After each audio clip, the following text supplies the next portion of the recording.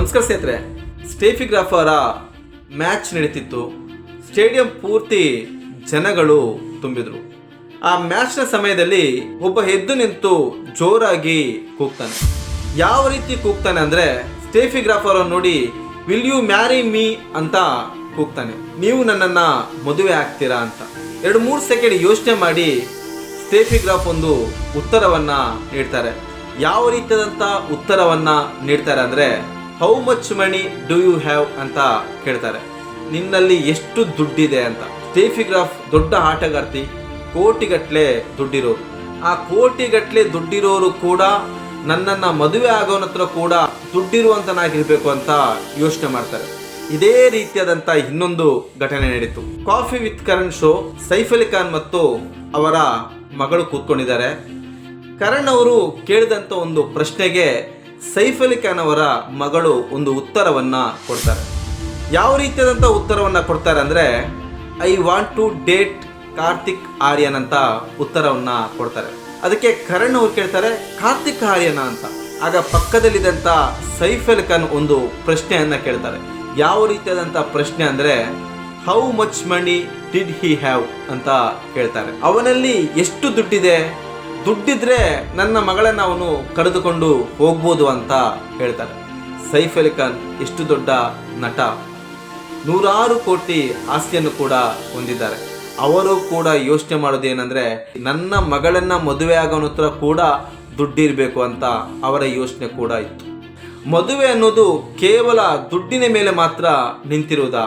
ದುಡ್ಡಿರೋರು ಎಲ್ಲರೂ ಮದುವೆ ಆದ ನಂತರ ಸಂತೋಷವಾಗಿ ಇದ್ದಾರಾ ಅಂದರೆ ಅಲ್ಲಿಯೂ ಕೂಡ ಅನೇಕ ಪ್ರಶ್ನೆಗಳು ಎದ್ದು ಕಾಣುತ್ತೆ. ಅಭಿಷೇಕ್ ಬಚ್ಚನ್ ಹತ್ರ ಇಲ್ದಿರೋ ದುಡ್ಡ, ರಿತಿಕ್ ರೋಷನ್ ಹತ್ರ ಇಲ್ದಿರುವಂತ ದುಡ್ಡ, ಧನುಷ್ ಹತ್ರ ಇಲ್ದಿರುವಂತ ದುಡ್ಡ, ರಜನಿಕಾಂತ್ ಅವರ 2 ಹೆಣ್ಣು ಮಕ್ಕಳ ಹತ್ರ ಇಲ್ದಿರುವಂತ ದುಡ್ಡ, ಇವರೆಲ್ಲರ ಹತ್ರ ಕೂಡ ಕೋಟಿಗಟ್ಟಲೆ ದುಡ್ಡುಗಳಿತ್ತು. ಆ ಕೋಟಿಗಟ್ಟಲೆ ದುಡ್ಡುಗಳಿದ್ರೂ ಕೂಡ ಮದುವೆ ಆದ ನಂತರ ಎಲ್ಲರೂ ಕೆಲವೇ ವರ್ಷಗಳಲ್ಲಿ ಬೇರೆ ಆದರು. ಇವರೆಲ್ಲರಲ್ಲೂ ಕೂಡ ಗಂಡನ ಹತ್ರ ಆಗಿರ್ಬೋದು, ಹೆಂಡತಿ ಹತ್ರ, ಇಬ್ಬರ ಹತ್ರನೂ ಕೋಟಿಗಟ್ಟಲೆ ದುಡ್ಡುಗಳಿತ್ತು. ಕೋಟಿಗಟ್ಟಲೆ ದುಡ್ಡುಗಳಿದ್ರೂ ಕೂಡ ಜೊತೆಯಾಗಿ ಬಾಳಕ್ಕೆ ಸಾಧ್ಯವಾಗಲಿಲ್ಲ. ದುಡ್ಡಿಲ್ದಿರೋರು ಎಲ್ಲರೂ ಕೂಡ ಸಂತೋಷವಾಗಿದ್ದಾರಾ ಅನ್ನೋ ಒಂದು ಪ್ರಶ್ನೆಗೆ ಸಿಗುವಂತ ಉತ್ತರ ನಮ್ಮ ಭಾರತ ದೇಶದಲ್ಲೇ ಅನೇಕ ಬಡ ಜನರ ಜೀವನ ಯಾವ ರೀತಿ ಇದೆ ಅಂದ್ರೆ, ಗಂಡನ ಹತ್ರ ದುಡ್ಡಿಲ್ಲ, ಗಂಡ ಸರಿಯಾಗಿ ಕೆಲಸಕ್ಕೆ ಹೋಗ್ತಿಲ್ಲ, ಗಂಡ ಕುಡುಕ, ಇಂಥ ಅನೇಕ ಕಾರಣಗಳಿಂದ ಬಡ ಜನರ ಹೆಣ್ಣು ಮಕ್ಕಳಾಗಿರ್ಬೋದು, ಗಂಡಂದಿರಾಗಿರ್ಬೋದು, ಇಬ್ಬರು ಕೂಡ ಬೇರೆ ಬೇರೆ ಆದವರು 100ರಲ್ಲಿ 60ರಿಂದ 65% ಗಂಡ ಹೆಂಡತಿಯರು ಬೇರೆ ಬೇರೆ ಆದವರಿದ್ದಾರೆ. ಹೆಣ್ಣು ಮಗಳು ತನ್ನ ತಾಯಿಯ ಮನೆಗೆ ಬಂದು, ತಾಯಿಯ ಮನೆಯಲ್ಲೋ ಇಲ್ಲ ತಾಯಿಯ ಮನೆಯ ಪಕ್ಕದಲ್ಲಿ ಬಾಡಿಗೆ ಮನೆಯಲ್ಲಿ ತನ್ನ ಮಕ್ಕಳ ಜೊತೆಗೆ ಅವಳ ಕೆಲಸಕ್ಕೆ ಹೋಗಿ ಜೀವನವನ್ನ ಮಾಡ್ತಿರೋ ಒಂದು ಕಡೆ ಆದ್ರೆ, ಇನ್ನೊಂದು ಕಡೆ ಗಂಡನಾದವನು ತಾಯಿ ಮನೆಯಲ್ಲಿ ಇಲ್ಲ ದೂರದ ಊರಿಗೆ ಹೋಗಿ ಹೋಟೆಲ್ಲು, ಕೂಲಿ ಕೆಲಸನೋ ಯಾವುದೊಂದು ಫ್ಯಾಕ್ಟ್ರಿಯಲ್ಲಿ ಕೆಲಸ ಮಾಡ್ತಾ ಅವರ ಜೀವನ ಒಂದು ಕಡೆ. ಇಲ್ಲಿ ದುಡ್ಡಿರೋರು ಕೂಡ ಮದುವೆ ಆದ ನಂತರ ಸಂತೋಷವಾಗಿರದೆ ಬೇರೆ ಆಗಿರೋರಿದ್ದಾರೆ. ಅದೇ ರೀತಿ ದುಡ್ಡು ಇಲ್ಲದವರು ಕೂಡ ದುಡ್ಡು ಇಲ್ಲ ಅನ್ನೋ ಕಾರಣಕ್ಕೋಸ್ಕರ ಬೇರೆ ಬೇರೆ ಆದವರು ಕೂಡ ಇದ್ದಾರೆ. ಇನ್ನು ಮಧ್ಯಮ ವರ್ಗಕ್ಕೆ ಬರೋದಾದ್ರೆ ಅಲ್ಲಿ ಕೂಡ ಇದೇ ರೀತಿಯಾದಂಥ ಅನೇಕ ಸಮಸ್ಯೆಗಳಿದೆ. ಹೊಂದಾಣಿಕೆ ಇಲ್ಲದೆ ಇರುವುದು, ಅಂದುಕೊಂಡದಕ್ಕಿಂತ ಹೆಚ್ಚಿನ ವರಮಾನ ಇಲ್ಲ ಅನ್ನೋ ಕಾರಣಕ್ಕೋಸ್ಕರ ಆಗಿರ್ಬೋದು, ಫ್ರೀಡಮ್ಗಳು ಇಲ್ಲ ಅನ್ನುವ ಕಾರಣಕ್ಕೋಸ್ಕರ ಆಗಿರ್ಬೋದು, ಇಲ್ಲಿಯೂ ಕೂಡ ಮದುವೆ ಆದವರು ಕೆಲವೇ ವರ್ಷಗಳಲ್ಲಿ ಬೇರೆ ಬೇರೆ ಆದವರು ಕೂಡ ಇದ್ದಾರೆ. ಭಾರತದಲ್ಲಿ 100 ಮದುವೆಗಳಾದರೆ ಆ 100 ಮದುವೆಗಳಲ್ಲಿ 70 ಮದುವೆಗಳು ಮುರಿದು ಬೀಳುತ್ತಿದೆ. 30ರಲ್ಲಿ 10% ಮದುವೆ ಆದಂಥ ಗಂಡ ಹೆಂಡತಿಯವರು ವಿಚ್ಛೇದನ ಪಡೆಯದೇನೆ ಬೇರೆ ಬೇರೆ ಆಗಿರೋರಿದ್ದಾರೆ. ಇನ್ನು 20% ಅಲ್ಲಿ 10% ಏನೇ ಮನಸ್ತಾಪ ಇದ್ರೂ ಕೂಡ ಜೊತೆಯಲ್ಲಿ ಬದುಕುವರಿದ್ದಾರೆ. ಇನ್ನು 10% ಗಂಡ ಹೆಂಡತಿಯರು ಮಾತ್ರ ಕಷ್ಟನ ಸುಖನ ಹೊಂದಾಣಿಕೆ ಮಾಡಿಕೊಂಡು ಜೀವನವನ್ನ ಮಾಡುವವರಿದ್ದಾರೆ. ದುಡ್ಡು ಇಲ್ಲ ಅಂದ್ರೂ ಕೂಡ ಕಷ್ಟ, ದುಡ್ಡು ಇದ್ರೂ ಕಷ್ಟ.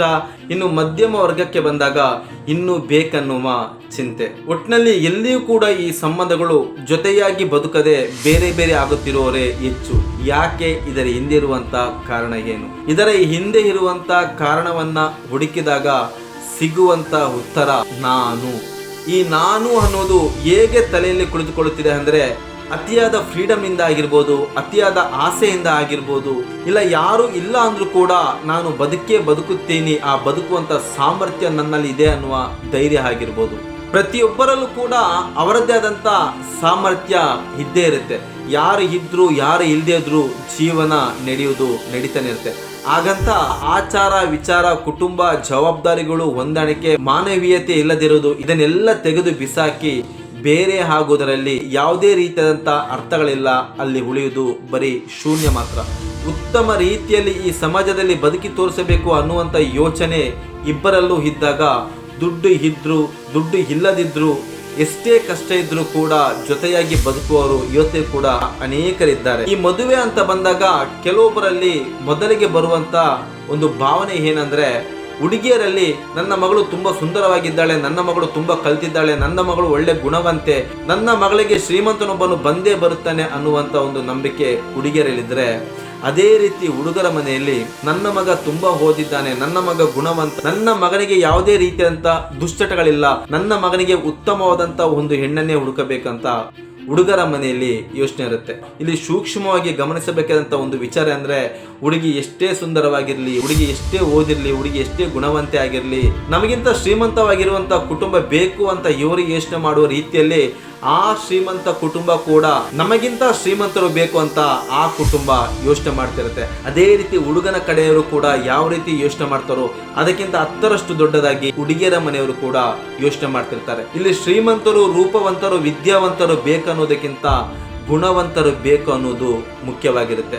ಆ ಒಳ್ಳೆತನ, ಒಳ್ಳೆ ಗುಣ, ಒಳ್ಳೆಯ ನಡವಳಿಕೆ ಎಲ್ಲಿ ಇರುತ್ತೋ ಅಲ್ಲಿ ಬೇರೆ ಆಗುವಂತ ವಿಚಾರಗಳು ಬರಲ್ಲ. ಇವತ್ತು ಒಬ್ಬರಲ್ಲಿ ಶ್ರೀಮಂತಿಗೆ ಇದ್ರೆ ನಾಳೆ ಆ ಶ್ರೀಮಂತಿಗೆ ಹೋಗಬಹುದು. ಇವತ್ತೊಬ್ರು ಬಡವರಾಗಿದ್ರೆ ನಾಳೆ ಅವರು ಶ್ರೀಮಂತರಾಗಬಹುದು. ಆದ್ರೆ ಒಳ್ಳೆ ಗುಣ, ಒಳ್ಳೆತನ, ಒಳ್ಳೆ ನಡವಳಿಕೆ ಅನ್ನೋದು ನಮ್ಮ ವಿವೇಚನೆಯಲ್ಲಿರುತ್ತೆ. ಅಂತವರ ಜೊತೆಗೂಡಿ ಜೀವನವನ್ನ ನಡೆಸುವಾಗ ಅವರಲ್ಲಿರುವಂತ ಒಳ್ಳೆತನ, ಒಳ್ಳೆ ಗುಣಕ್ಕೆ ಕಷ್ಟಗಳು ಬರ್ಬೋದು, ಸೋಲುಗಳು ಬರ್ಬೋದು, ಆದ್ರೆ ಜೀವನದ ದಾರಿ ತಪ್ಪುವ ರೀತಿಯಲ್ಲಿ ಅವರ ನಡವಳಿಕೆಗಳು ಇರಲ್ಲ ಸ್ನೇಹಿತರೆ. ಒಳ್ಳೆತನ, ಒಳ್ಳೆ ಗುಣ, ಒಳ್ಳೆಯ ನಡವಳಿಕೆ ಇರುವವರ ಜೀವನ ಯಾವತ್ತಿಗೂ ಸುಂದರವಾಗಿರುತ್ತೆ. ವಿಡಿಯೋವನ್ನು ಪೂರ್ತಿ ನೋಡಿದಂಥ ಸಮಸ್ತ ಕನ್ನಡಿಗರಿಗೆ ಧನ್ಯವಾದಗಳನ್ನು ಸಲ್ಲಿಸುತ್ತಾ, ಇಂಥ ಅನೇಕ ಉತ್ತಮವಾದಂಥ ವಿಚಾರಗಳನ್ನ ಈ ಚಾನಲ್ ಮೂಲಕ ತಿಳಿಸ್ತಾ ಬರ್ತೀನಿ. ವಿಡಿಯೋ ಇಷ್ಟ ಆಯ್ತು ಅಂದರೆ ಲೈಕ್ ಮಾಡಿ, ಶೇರ್ ಮಾಡಿ. ಮತ್ತೆ ಮುಂದಿನ ಸಂಚಿಕೆಯಲ್ಲಿ ಇನ್ನೊಂದು ಉತ್ತಮವಾದಂಥ ವಿಚಾರದೊಂದಿಗೆ ನಿಮ್ಮ ಮುಂದೆ ಬರ್ತೀನಿ. ಅಲ್ಲಿವರೆಗೂ ನಮಸ್ಕಾರ ಸ್ನೇಹಿತರೆ.